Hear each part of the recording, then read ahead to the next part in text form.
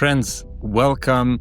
We're so excited to have you here. Today we have an incredible guest. Her name is Maria Galaykova, and she is a learning experience designer.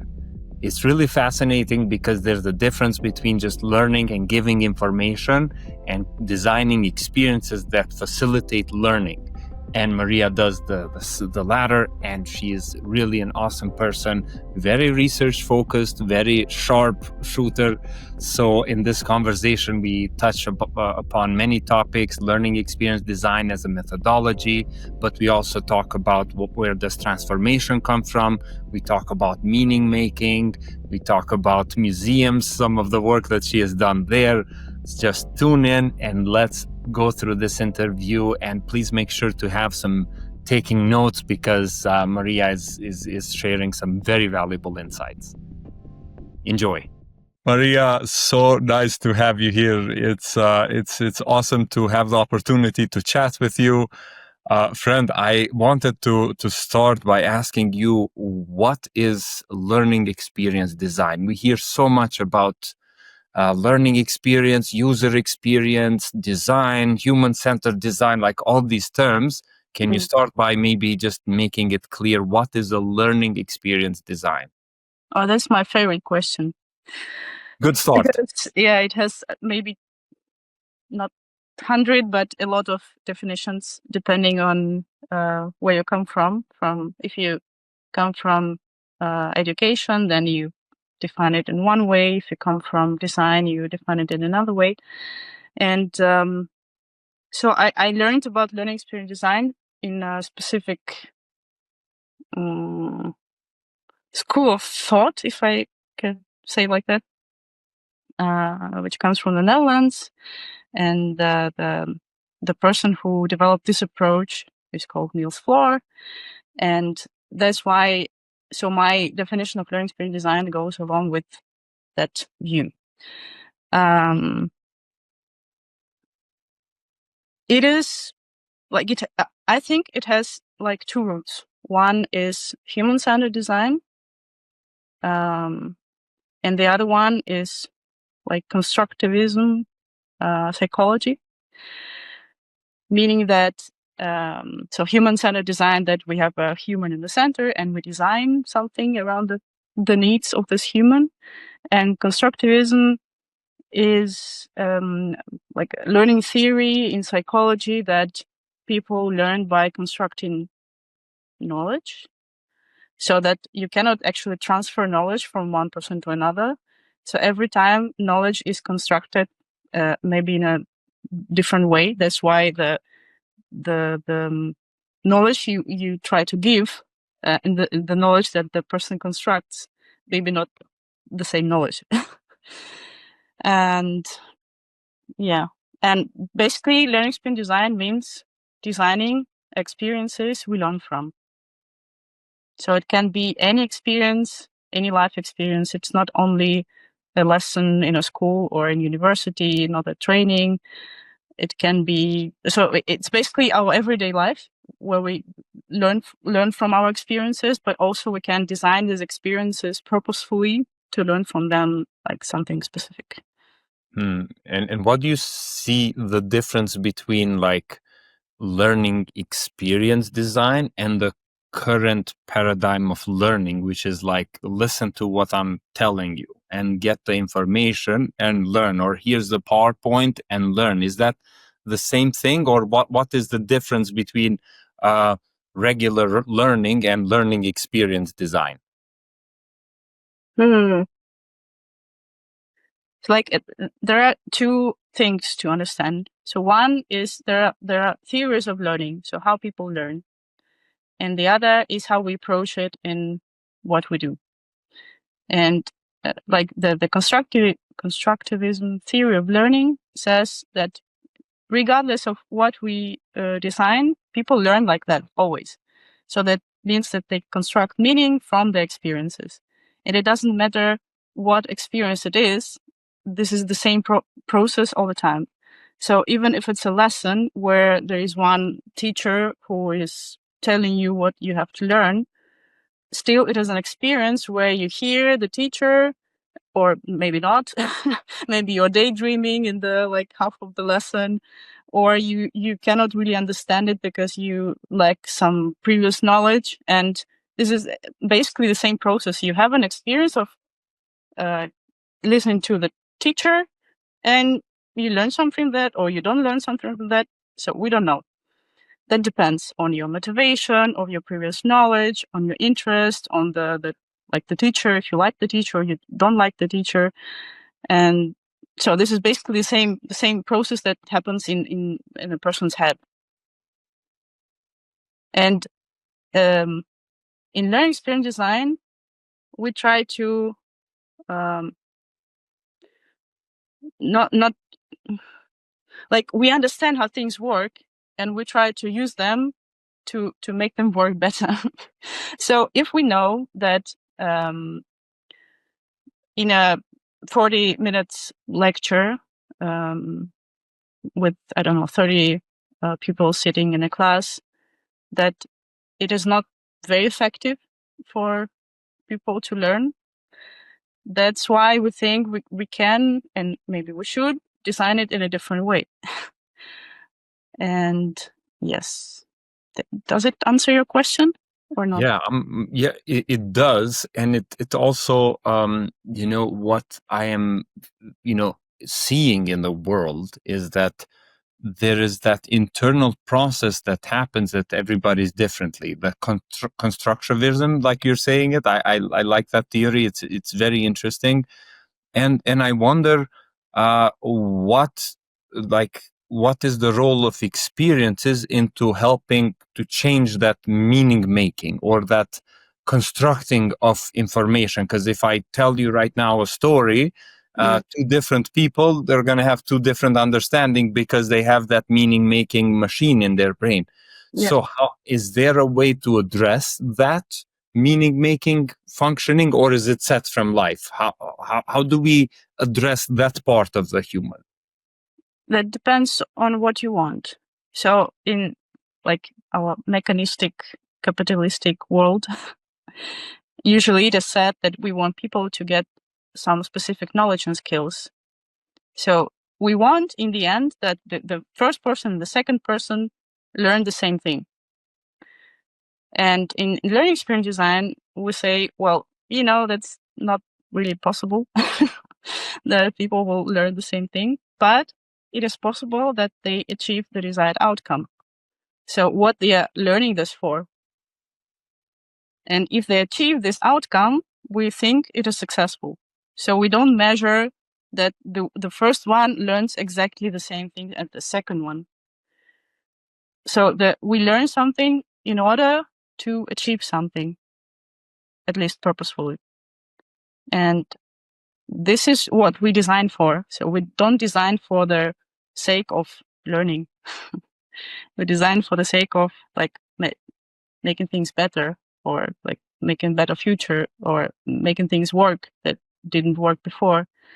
So this is our focus when we design when we design learning experiences. And that's why this is also a very difficult question with measurements, because like in the modern world, we want to control everything. We want to measure everything. And in the constructivistic approach to learning, you can't really measure it. So what are you going to measure? Like the facts, the tests, the quizzes, I don't know, doesn't really say anything about how people will apply this afterwards, right? Well, maybe it does, maybe it does not. It's hard to relate, I guess, with that part, because if everybody has their own meaning making system in their minds, then we give them a learning experience, and then they learn something within their framework, and then for the purpose of achieving something, right? To go and have an output and an outcome.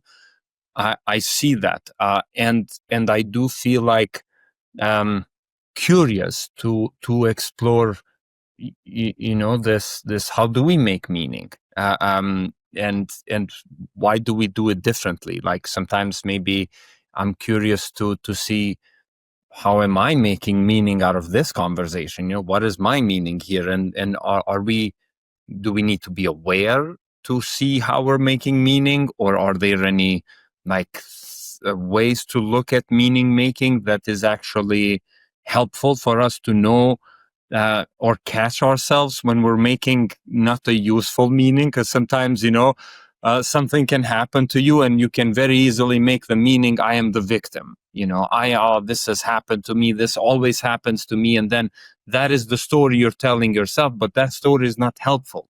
And I've seen with entrepreneurs and change makers and social entrepreneurs, they have this ability to actually do this meaning making in a way that supports them and propels them to grow, to challenge the status quo, to create bigger ideas and to face different challenges. So how do we work on that meaning making? Do you have any thoughts on that? Yeah, actually, many thoughts. Let's go. Where should I start?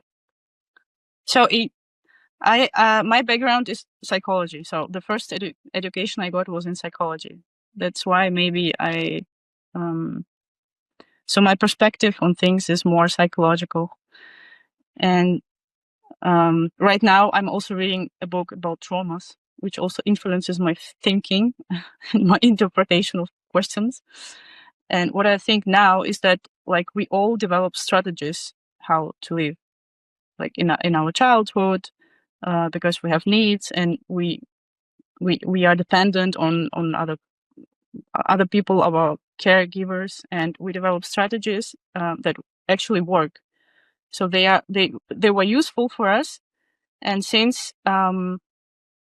we used these strategies in a very sensitive age, and they became kind of our map of behavior. So the patterns that we repeat afterwards, even when they don't work anymore. And with this victim behavior, maybe that was something that worked for that person earlier, but then it is not really helping. But it's difficult to change because it's already wired in your brain.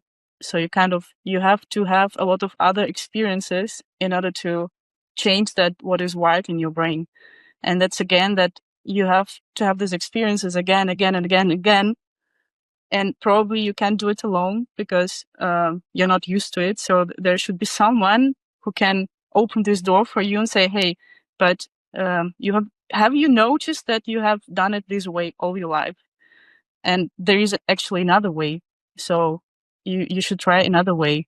And then having this experience, next time you can not consciously maybe choose the other option. But in order to choose another option, you should have it first in your map. And I think this is how it happens. So first, you have to experience something to be able to repeat it, and then you repeat it a lot of times, and then eventually you have a chance to change this pattern. That's great. Yeah, and I love that how you actually are going to the childhood, because many of these patterns that we see are, sometimes a result of bullying, or a result of parenting, or result of some certain traumas that have happened that you carry still with you. And to actually bring those to light, and say, hey, have you ever wondered if there's any other way of dealing with a situation like this, and really holding that space there. I like that. I think that's actually really nice. What the first thing that comes to me, especially since you're a psychologist too, we don't want to also trigger some sort of trauma response. You don't like to put people into a panic zone. But also we don't want to keep them comfort, the same way as always. Like, what have you seen that actually works when it comes to holding this balance between putting people into panic and keeping them in the comfort zone? Like, how do we stretch that space that learning can happen? Difficult question. I'm thinking, but you never know what is a panic zone for for another person. So that's only a person can assess that, oh, okay, this is already too much for me. I should go back.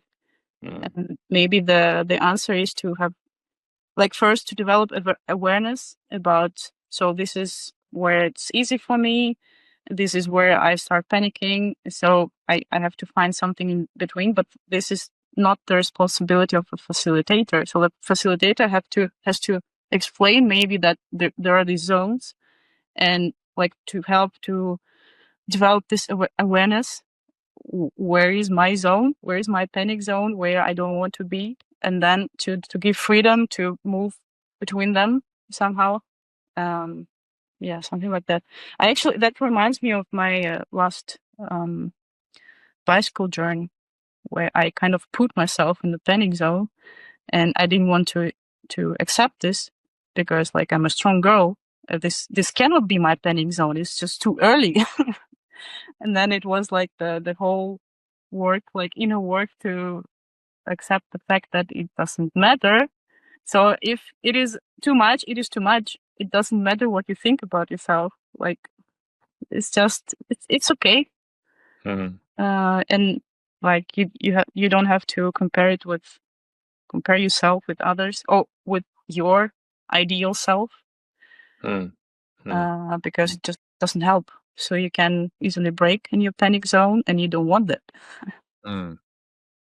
I like that. I like that to actually set the space in a way that there is, as a facilitator, as a learning designer, you're like, hey, there's this comfort zone, there's this panic zone, and there's this stress zone, and let's reflect a little bit with ourselves from, when are we in panic zone? Let's not put ourselves there. We're going to do many different activities. Let's try to keep it in the stress zone.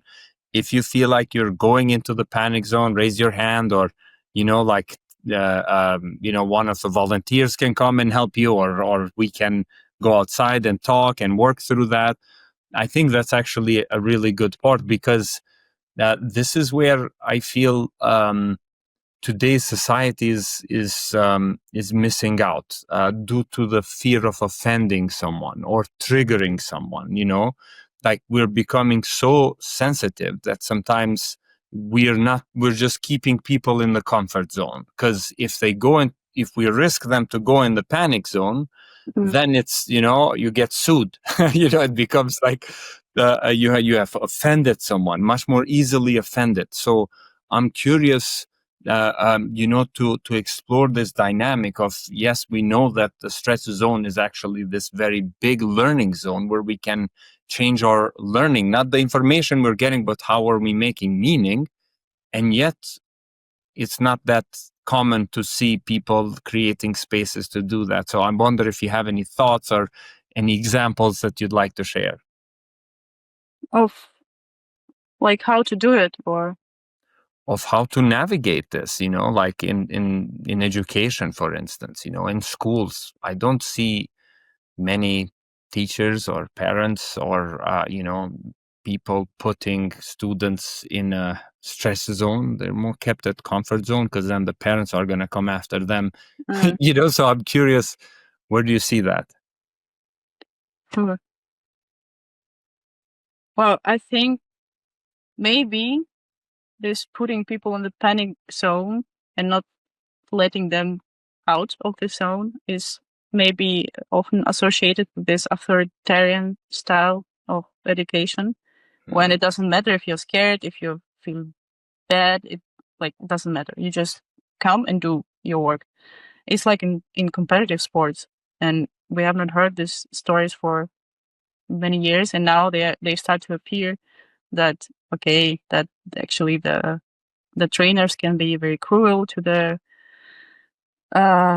sportsmen, and there is always this conversation: is it okay because you are in a competitive sport, and this is the only way to go, or this is not okay, and there are also other approaches. And I think maybe we underestimate people very much in their ability to regulate themselves. Like, if a person wants to achieve something, and you make clear so what effort is needed to achieve something, then probably you don't need to put this person in panic zone all the time, because like it's just to play it, and otherwise you will not achieve anything. So maybe we just underestimate people to guide themselves to their goals, and if they they decide that this is too much and maybe this is not my goal because I'm ruining myself on this way, maybe it's okay to say no. So I don't want this goal, and maybe it should be normalized not to be achievers all the time. I like that. And for people to have that advocacy to also speak, right? To have maybe as a space holder for you to actually give that power to everybody to share their own experience and say like, hey, I don't want to participate into this, or hey, this like it's there, but also encourage them not to play it comfortable. Because if they're playing it comfortable, then nothing changes. But also if they're going too much in panic, that's also unhealthy. So to setting that Well, space. it might be unhealthy, but I just keep thinking about the sportsmen. It might be unhealthy for them when they get older, but like for winning medals, it's kind of okay. They survive. Their problem maybe start later, when their bodies is just too Damaged, injured, traumatized. yeah, but all this experience. So and the whole industry, for them, it doesn't matter what happens to these people afterwards. So I don't know.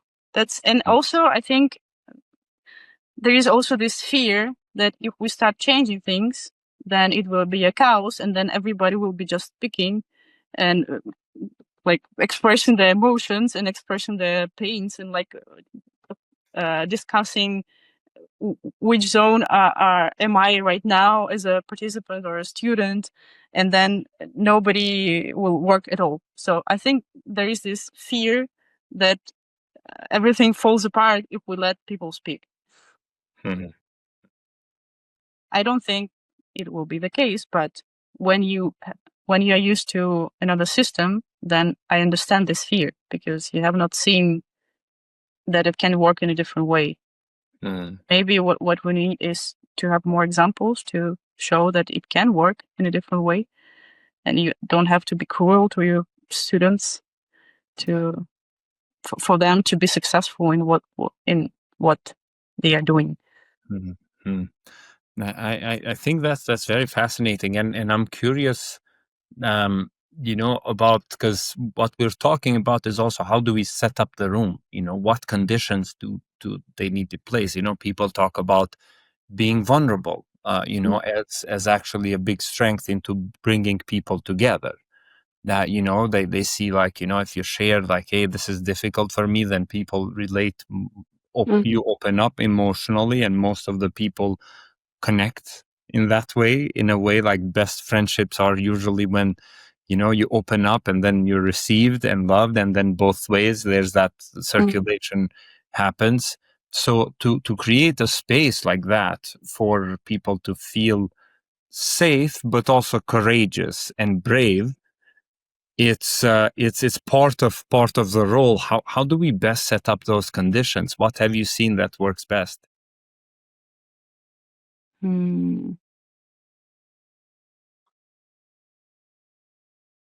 So for people to be vulnerable, they need to feel safe. And so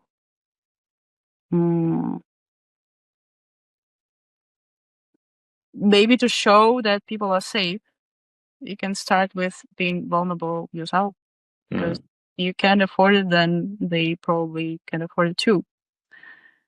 So now I'm watching a series which is not so new, I think. Ted Lasso. Have you watched it? Have you heard? Yeah, I've seen some of it. Yes. And so there is this football coach who actually teaches the team to be vulnerable, like to come with their thoughts and emotions like to the group, and and like share it with everyone. But he started with himself. He didn't ask them to share before he shared, and he didn't force them. Like everybody needs time to feel this safety, and then seeing like that others do it, then maybe I can do it too. Mm. And maybe it's also important that once you have created this atmosphere where people feel safe and they can be vulnerable, that you're not allowed to screw that atmosphere anymore. Because when people are open and suddenly something like hurts them, that probably they will not open again. Mm. So I think this is also a big responsibility, actually, to invite people to be vulnerable. Mm. Mm. That's fascinating. Yeah, I think that's actually, many times people have been hurt by others and then they don't feel safe to open up again, because vulnerable literally means, there's somewhere you can strike that also hurts, right? But also there's the possibilities there when you are vulnerable to actually open, because when you open emotionally, you become also available to connect in that way. But if you have been damaged or injured or hurt, then you put a shield. You put a shield there. So putting an example, being an example of that, and modeling that, I think enables people to actually see the safety.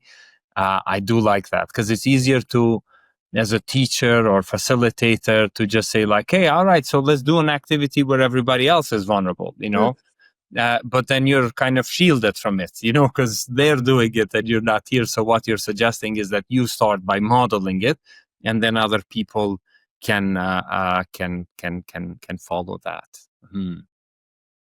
Yeah, I think this is very important for leaders, Mm. actually, to be able to give this example. Mm. I had like the opposite example in my work. So we had in one company, we had like team meetings every week on Mondays, and it usually went like, "Oh, how was your week? Oh, I'm fine. Everything is fine. Everything is perfect." And then after several meetings like that, I asked, "So what's actually the goal of the meeting?" So if we come every Monday and we only hear good things and we don't discuss difficult stuff, so what's the matter? I don't get it. And Mm. in my opinion, the problem was the team lead, who was a very close person herself, and she just couldn't show this example to the others. So, and everyone just follows like this rule that you have set, but you have maybe not noticed that you set it, and then everyone follows that rule. Mm. Because even if you want to be energetic in a workshop, you have to be energetic. If you're tired and barely speaking, then other people are also gonna kind of emulate that. So leading by example and being that in so many ways. Yes, vulnerable, but also energetic. Are you passionate? Like if you're gonna teach something about passion, you gotta be passionate about that. Because I think the way you transmit passion is actually by embodying passion. People see it. You can have a PowerPoint slide that describes passion in the best possible way, but if the students cannot sense the passion in you, then Yeah. they're gonna miss that, right?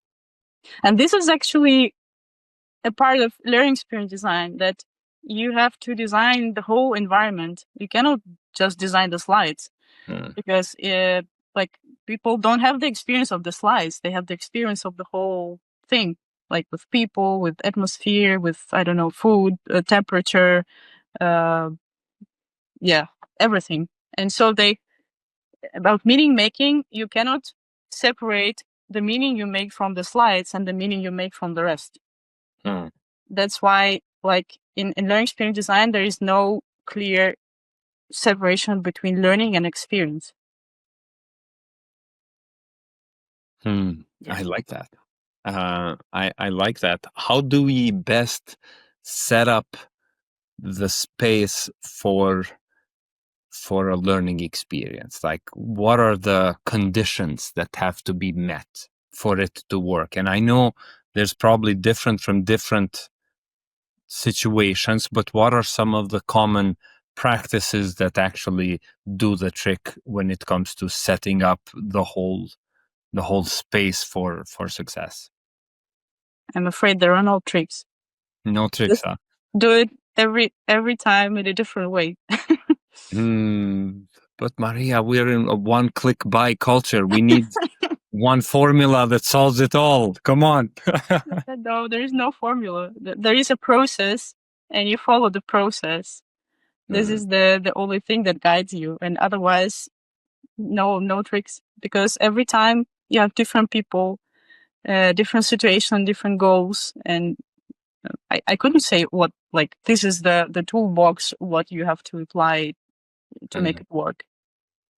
Maybe there are some general rules, like you have to make it safe, like you have to keep people awake, maybe, but it doesn't explain the whole magic, you know.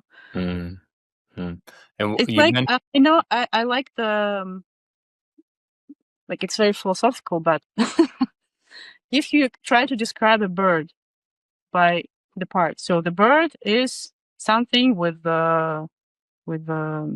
wings, and sometimes it whistles, and like you try to describe a bird, but this is not the bird because it's just parts of the bird. And this is also for learning experience, that you have to have these parts together, and so that they have to work together very well. Oh, that's deep. That's deep. That's getting me to some places that let's go there. Let's touch that experience itself, Maria. Like experience to me feels life, right? To experience something, you got to be alive. Yeah. And your experience, we have a limited experience on this planet, right? So we're born, and then one day there's no more experience of life. Yes. So in a way, we're constantly experiencing things. Like we're experiencing this podcast, we're experiencing this. We can also learn from any experience, right? And what makes a learning experience transformative? That we go to the next level of being. What have you seen? Again, my favorite, the thing that I've thinking about a lot. And I think transformative is the experience that doesn't fit in some way. So all your life, you've known things. So how things work, how the world is. And then suddenly something happens that doesn't fit. You cannot explain it. It just, in your system of the world, in your representation of the world, it has no place.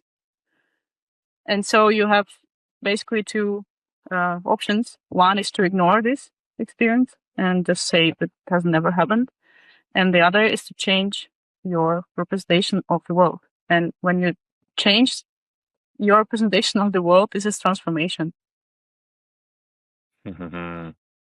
Ooh, okay, so I let's double click on that. So you have to see transformation is something that doesn't fit, right? It can be a piece of information, can be an experience, can be something that challenges you mostly, because if it fits, then it's, oh yeah, it's great, that's what I think, it agrees with me. And sometimes it feels like even the way people listen, they listen to see if it fits. Exactly. If it fits, and if it doesn't fit, then it's like, yeah, that's not my thing, I'm not into that. But transformation, what you're saying is that it actually something that doesn't fit and challenges you to actually ignore, or if you really are into a growth mindset, to accept that and see how to transform myself for that to fit, right? Am I understanding it correctly? Yeah, because this something that doesn't fit is also a part of the reality. And when you ignore it, you kind of ignore something that exists, and you prefer not to see it. Like, yeah. And I guess what stops us from having that growth mindset and welcoming that into, becoming transformative thing could be what we spoke about a little bit earlier: the traumas, the hurts, the challenges, the meaning making processes that we have, the constructions that we have. It's Those also can.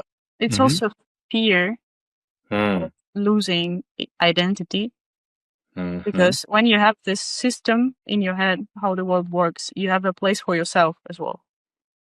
And when the system is not, like, you have to change it, then you have to change it also for yourself. So who am I in this world? What is my role?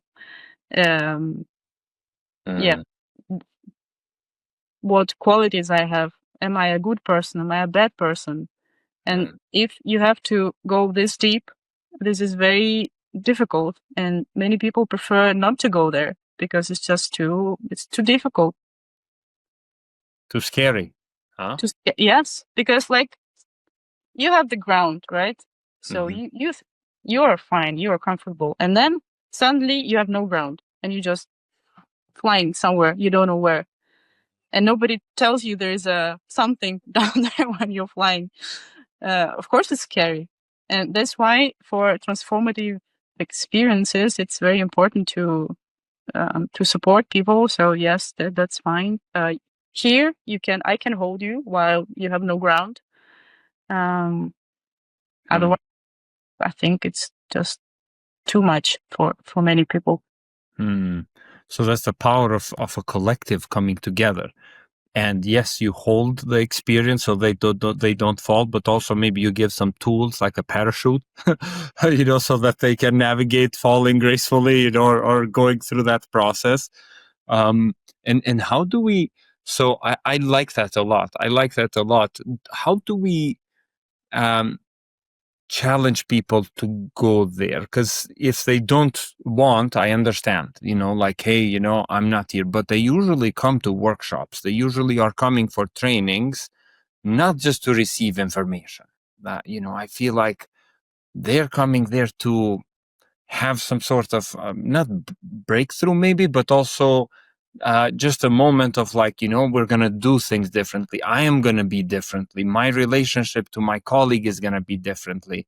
Like, uh, how do we create those conditions for people to want to dive into that dish, because there's reward there. There's actually, you grow that way. So I'm curious, how do you feel like what is safe, what is unsafe to when we think of that? I think maybe it's exploration. So you let people explore the world that they have not seen before, and to really want to do something there, which they cannot do with what they can do right now. So with their skills and knowledge and everything. And then you kind of create a desire or a curiosity, like, I want to be there, but I cannot. So what should I do? It's like you create a direction. So I want to be there, but there's a um,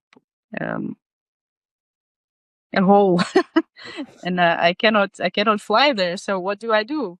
And then, so there is maybe that creates a will to change things.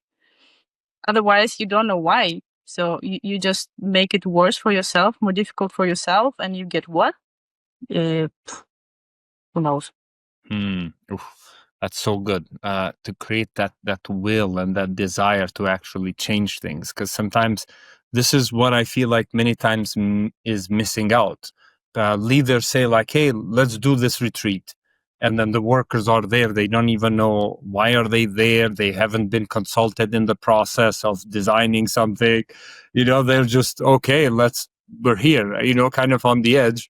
Yeah. And then they're like, all right, let's go deep because we need to learn. And then people have like resistances and all these things. So do you recommend, like, what do you recommend to when we involve other people into going through a journey like this, to explore, to create? How do we create that will? What do you recommend there?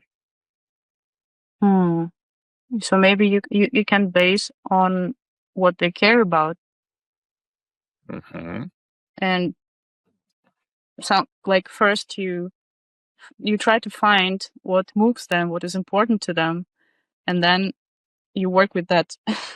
You don't work with some abstract topics they are actually indifferent to, but you try to find something that matters to them and let them fail. So that they are, so like there's something I care about and I fail in doing what I care about, so I need to learn. I don't have a good example for that right now. I think it's fascinating. It's fascinating, this whole concept of we spoke about the meaning making, and now we're talking about transformation. That's something that doesn't fit in your meaning making in a way. So like it doesn't fit in a system, and then creating those conditions for people to dive deep. We need to have safety. We need to have all these things. We need to support them to have some will. And maybe, yes, what do you care about, or the why, I think, is a powerful one too. And I've seen you also mention this in your blogs as well. The power of, why is this happening? People to have a clear sense of the why actually helps them make sense a little bit better, and helps also designers design things better. If why are we doing this? What is the ultimate outcome? To really be clear in those expectations and that space holding. Yeah, I think that's really fascinating. Do you see, and I'm curious to when it comes to transformation, it does feel like there's a thin line between therapy and personal development or professional development. Or are they the same? Where do you see this thing, and how do you see the role of like workshops and facilitations to hold transformation? Maybe I'm biased here, but I think it has a lot in common with therapy. Because in my understanding, what you do in therapy is you make people see their own patterns, so how they do things. And in order to transform, you need to understand your patterns as well. And I was also thinking about, like, there are personal patterns, so this is how I do things, but there are also collective patterns as we as a group do things. And when it comes to your personal patterns, maybe it's kind of easier to change because it's kind of your own responsibility. But when it's a group and your behavior or what the group expects from you, you cannot change it so easily. And this is why when you design these spaces for transformation, you have to design all the parts. So like my own patterns, how I do things, but also why I do these things. Because like people, I think that is expected from me. It is safe to do so. And if I do it differently, then I will be in danger.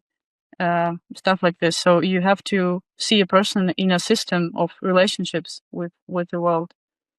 And you have to design these relationships in this space as well. Yeah. Oof, and how much of the transformation do you feel like comes from an internal process, that it is like, hey, I am right now reflecting on what my thoughts are saying, how am I making meaning, and how much of compared to how much is with a group of people, when you actually have many mirrors there, many other people? Like, do you find a balance of two is best, or what have you found that actually, is it better with groups or is better individually? Or do we set up a workshop, one room per person, or do we bring them together all the time? I'm curious what your thoughts are here. I don't know. Depends, huh? I have no thoughts right now about it. So it's very difficult. Like, I think it is very difficult to separate a person from the environment, because like we are formed of formed by the environment, but we also form the environment with our actions. And this is intertwined, and it is a process, maybe. So you cannot come and change everything at once. So this is like step by step, and yeah. No, actually, in workshops you can. Like, you can design an environment where this person has never been, or they have not known this environment before, and this also is transformational experience, because this is something new. Like, I don't know if you read this article about museums and learning, and there was an example I like a lot about aquarium, and there was this idea of temporary autonomous zone, meaning that this is the space where everything works not as you are used to. So that there's rules that are not written anywhere, like how people interact, what is allowed and what is not allowed. This is very different from your everyday life. And so you come here, and it's like you go to Mars, and everything is different. And when you come back, you cannot unsee it anymore because you have already experienced this new environment. And maybe what you can do is to like let people experience this different world, and then when they come back, invite them to define what was different. So why was it different? So maybe that helps. Is that I love that. I love that. Is that also what I've heard you talk about? Is also disorienting as a term, or disorientation. Is that when we put people in places that they kind of lose who they are at the moment, and then they're like, oh gosh, maybe I'm somebody else. We they start to question things. Is that what also that is? Yeah, I think so. Also, like, if I'm not in the place where I used to be, then I also can be a different person. So I don't have these limitations of before. And actually, moving to a new place helps also. Oh yeah, different culture, different people, different environment, different room. One trick that maybe to share with the audience, I ask people in my workshop to sit in a different chair after lunch. and it's interesting because everybody, even the second day or the third day, they go to the same seat as they chose initially. Like, very few are the people that are changing seats. They don't own that seat, but they keep staying there. And I feel like that's part of being, that's part of being maybe more safe, or maybe being more like, this is my zone. I'm comfortable here. I'm learning the rules. And then if you change, there's different people, different dynamics, and but that all happens in real life. So real life is scary. But if you kind of model that environment, which is not quite life, but like a game, play, so you know that you would come back and everything would be the same as before. So that maybe is not so scary anymore. That's why if you approach these things as a game, because what I like a lot is the concept of liminality. Have you heard the word? No, tell us more. So in architecture, liminal space is the space between two rooms, like a corridor or something, where you come from one room to another room, and in this space, kind of nothingness. And the like game designers use this liminality concept a lot in the games, because this is a different world with different rules, which you have to explore first to be able to act in this world. And people know this is not the reality, so I'm free to explore. Nothing will happen to me, and if anything happens, then it's just a game, so it's okay. But still, like, our brain doesn't make a difference between imagined world and real world. So for our brain, the game is the real experience. And this is a trick to experience what you cannot experience in real life. I like that. And what if we challenge the concept of what is real? and I say that because if you look at physics, for instance, physics tells us what the real is, what reality is, and it's weird. It's not what we think it is. Reality actually is more what we don't think it is than what we think it is. So what do you think? Is there a value to kind of challenge what is real? Because you see, if they think it's all real and super serious, maybe that also limits them. I'm just throwing a wild idea out there. I'm afraid if you try to challenge the idea of reality, you are sending people to the panic zone. Okay. Because it's the last, like the last resort to be safe. And if you say like, oh, everything is just what is reality, nothing is real, or something like that, I think it can be too scary. Like I would stick to real reality and like imagine reality for a while, because it's already enough. Yeah, and I bring this up because I've seen many social entrepreneurs, and recently I was in this conference we organized called Solarize, and it was about like these spiritual change makers, people who have a sense of faith and sense of spirituality that inspires their action.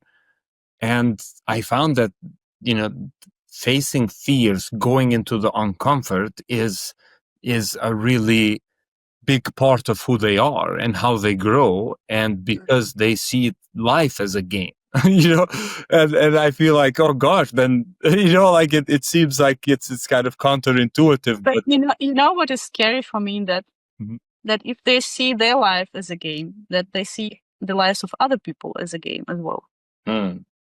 So that means that they might do some things that other people have not signed for that. Maybe. So it's your viewpoint that it's not only about yourself, it's about other people as well. And you might not understand why can't you do it? It's just a game. Like, why it is so scary for you? And maybe you have to be also very empathetic, like to be able to imagine the reality of another person. Yeah, it's actually very tiring to be empathetic. Oh yeah, for sure. What is and Maria, 2 more questions for you. What is one activity that you have found the most inspiring or the most meaningful, whether it is something you attended and you got to see, or something you hosted? What is one activity that you have undergone that was like very meaningful to bring a sense of transformation maybe to you, or something like that? Oof. You said there would be no stressful questions. Oh, this is stressful question. Oh. Maybe being in this podcast is one of them, huh? I will tell you later. I don't know. Okay. Activities. I think what I call it by self-experimentation, that you kind of try to be another person or play a role of another person. You kind of try on different identities. It's like when you do it in role games, for example, or you do it also in therapy, when like you there are 3 positions. Like I am looking at myself from the inner side of myself. I am looking at myself from the perspective of the other person, and I am looking like from outside on the situation between 2 people, and then you have to have 3 positions, like me with my thoughts and feelings and everything, then in the position of the person who has no idea about my feelings and everything, and of the third person who doesn't know both of them. And that changing of the positions, like and trying the role of another, maybe that helps a lot. Oh, love that.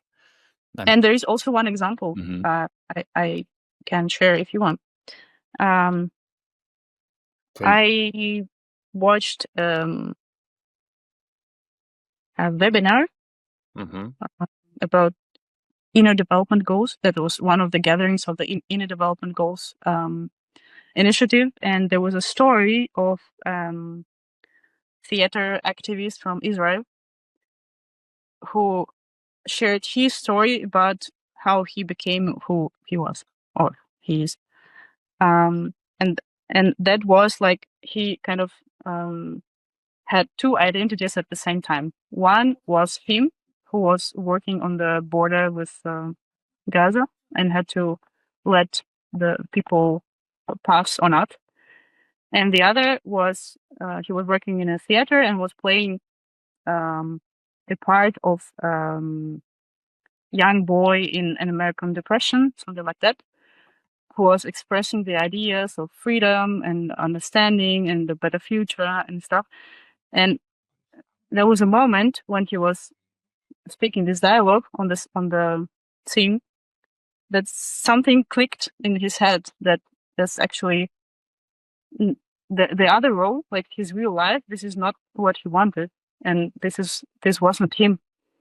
That he was this boy he was playing on the scene, and that kind of changed everything. Oh, that's powerful. That's really powerful. My goodness. Maria, my last question to you is, what is important piece of advice that you have to give to a facilitator or a space holder, a teacher? What is like one of your top advices when it comes to holding space for people? What is that? Well, I can maybe bring a metaphor to it. Let's do it. Like, as a facilitator, as a designer, you create a pond, but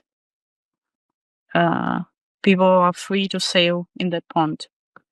Like, you don't over-regulate them, and you set some limits and the rules, but you don't control people what they should do in this pond.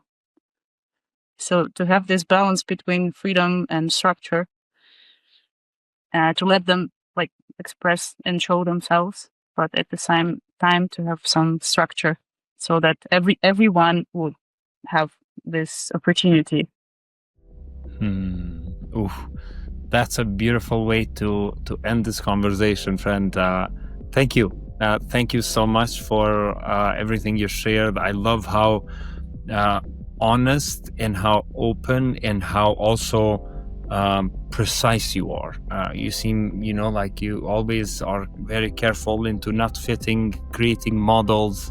You're like really honest in so many ways, and this has been a great conversation. Thank you so much for joining, and look forward to staying in touch. It was a pleasure.